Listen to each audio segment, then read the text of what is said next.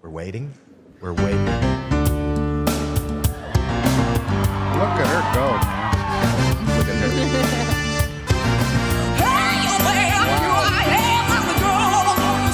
her. She had one of the biggest viral moments in American television history, a golden buzzer performance that racked up hundreds of millions of views.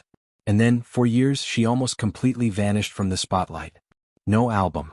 No big label rollout. No explanation. Fans kept asking the same question over and over in the comments of that old audition clip. What actually happened to Courtney Hadwin? The real answer has nothing to do with her losing her voice, walking away from music, or struggling to handle fame. It has everything to do with a business deal most people never heard about, made by executives she'd never even met. Here's the full story, and here's exactly where she is now. Courtney Hadwin was born on July 6, 2004, in Hartlepool in the northeast of England. She grew up in Heselden, a small former mining village with barely more than a school, a shop, a pub, and a working men's club. It wasn't the kind of place that produced international pop stars. Her mother has said plainly that if you wanted to actually pursue something like performing, you had to leave, and that meant regular trips to nearby towns just to find a proper stage. Courtney has two younger siblings, a sister named Melissa and a brother named Paul, and by her father's account she had been drawn to music since she was around 5 years old, long before anyone outside her immediate family had any reason to take notice. By her early teens she was busking on street corners in her own village to pay for voice lessons, training with a coach named Julie Miles who would go on to help her prepare for auditions in both the UK and the US. She also worked with a scattering of local theater programs and music workshops, essentially building her own performance education out of whatever resources a tiny village could offer. Her musical taste ran unusually old school for someone her age. Instead of chart pop, she gravitated toward Little Richard, James Brown, and Mick Jagger, artists most of her classmates had probably never heard of. That taste made a lot more sense once people actually heard what her voice sounded like. She started entering local competitions in her early teens, picking up regional recognition around Hartlepool and building a small reputation as an unusually powerful young singer. In 2017 she auditioned for The Voice Kids UK and turned coach Danny Jones's chair with a cover of Tina Turner's Nutbush City Limits, one of only a few contestants that season to get a chair turn on the very first note. She advanced through several rounds before being eliminated near the final, and that same year she opened for the group Sister Sledge in front of roughly 18,000 people at a UK festival, a scale of performance most 15-year-olds never get close to. None of that fully prepared anyone for what happened the following year, on a stage thousands of miles from home. In 2018, at 13 years old, Courtney walked out onto the America's Got Talent stage and sang Otis Redding's Hard to Handle. What came out of her didn't match the nervous kid who'd been standing backstage moments earlier. She screamed, she stomped, she moved like a seasoned performer 20 years older, channeling a kind of raw energy the show rarely gets from contestants that young. The judges sat there visibly stunned. Howie Mandel didn't wait around. He hit his golden buzzer, sending her straight through to the live shows and skipping her past weeks of additional rounds. The clip spread everywhere, eventually racking up hundreds of millions of views across platforms, and judges repeatedly compared her voice and stage presence to Janis Joplin, a comparison that would follow her for years afterward, for better and for worse. She kept climbing through the competition, reinterpreting rock and soul classics week after week and proving there was real range behind the viral clip. She made it all the way to the finale, competing against magician Shin Lim for the season's top prize. She didn't win. Shin Lim took the trophy. But what she walked away with instead ended up mattering far more than a runner-up finish, and almost nobody outside the industry understood it at the time. One detail confused a lot of people back in the UK. Courtney was British, and there was already a British version of the same show, Britain's Got Talent, filming much closer to home. So why fly across the Atlantic to audition for the American version instead? She's since explained in interviews that she wanted the biggest platform in the world, the one where many of her own musical idols had come from. Her family backed the decision, and the response she got from American audiences more than justified it. Losing the final didn't slow anything down. Her season became one of the most watched of the show's run, and by December 2018 she'd signed a record deal with Simon Cowell's Psycho Music, distributed in the US through a major label pipeline. For a teenager from a village with a single shop, it looked like the payoff the entire talent show system is built around, the moment busking for less than money on a street corner turns into an actual career. In 2019 she released a covers project called The Cover Sessions, reworking songs by artists like Harry Styles and Lewis Capaldi to show off her range before moving into original material. A holiday single followed in 2020, and she returned to the AGT stage for a Champions special, performing original music for the first time in front of a national audience. Everything on paper still pointed toward a conventional major label trajectory: build an audience with covers, then launch original songs, then watch the label push everything toward radio and streaming playlists. Then the releases essentially stopped. No album followed. No label statement explained why.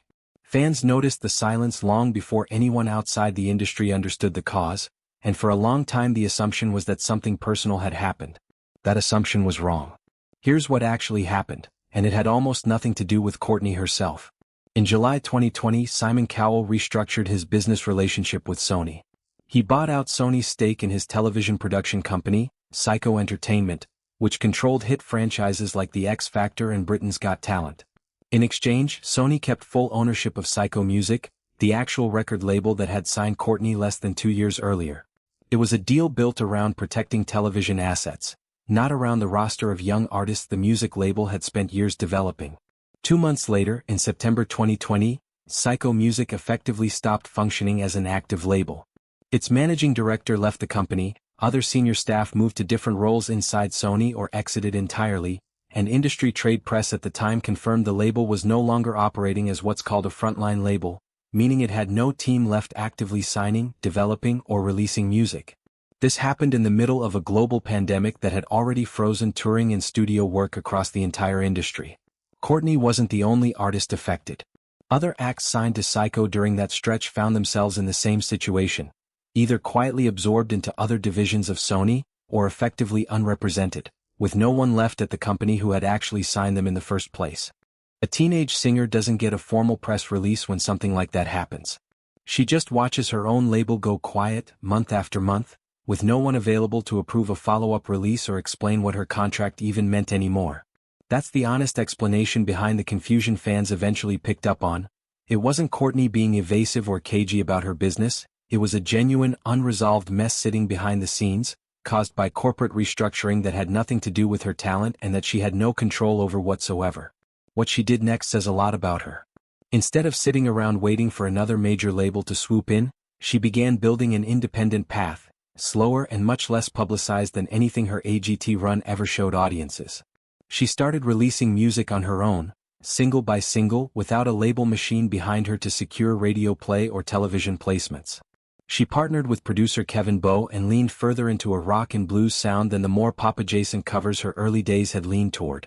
She's spoken openly about the anxiety that came with the whole experience, including the pressure of being compared to Janis Joplin before she'd even finished growing up, a comparison that says more about how audiences wanted to frame her than about who she actually was as an artist still figuring herself out.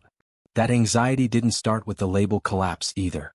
After her run on The Voice Kids UK, some classmates mocked her singing style and stage presence to her face, and after her AGT run went viral, plenty of the harsher commentary moved online, into comments and messages from strangers who'd never have said any of it in person. Rather than chase a Joplin comparison that was never really hers to claim, or let any of that noise define her, she spent several quiet years writing and developing her own sound with no cameras following the process and no golden buzzer moment to lean on. In September 2025, Courtney finally released Little Miss Jagged, her debut full-length album, through independent distribution rather than a major label, available on vinyl and limited digipack formats for fans who'd been waiting years for something beyond scattered singles. The title nods back to her AGT persona, the little girl with the untamed, jagged voice, except this time every song was hers, written and shaped across years of work most fans never saw happening in real time. Outlets covering the release described it as a confident mix of rock, soul, and pop, the sound of an artist who had genuinely found her own footing after a label collapse that once threatened to derail everything before it properly started.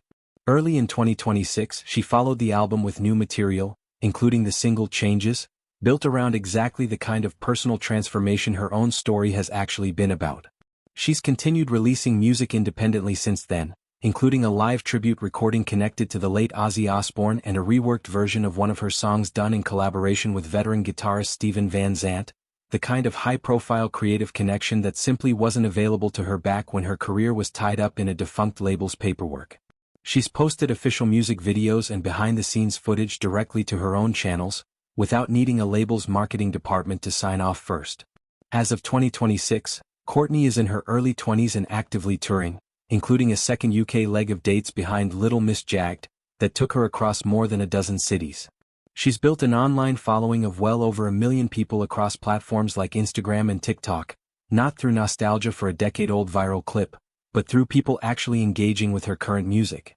Reviewers who've covered her live shows and her album describe her voice as having matured into something rougher and more lived-in than the polished 13-year-old belting Otis Redding on a talent show stage, which is exactly what years of independent growth and real-world performing were always going to produce. So here's the honest answer to the question people have been asking for years. Courtney Hadwin didn't disappear, and she didn't fall apart under the pressure of sudden fame. Her label did. What looked, from the outside, like a promising young artist mysteriously going quiet was actually a 15-year-old getting caught in the middle of a corporate restructuring deal she had no say in, followed by years of unglamorous, unphotographed work rebuilding a career from scratch on her own terms. She dealt with bullying at school and hostility online that had nothing to do with her actual talent, and she came out the other side anyway, on a timeline that had nothing to do with anyone else's schedule but her own. What she has now is closer to what a golden buzzer moment always promises but rarely actually delivers on its own.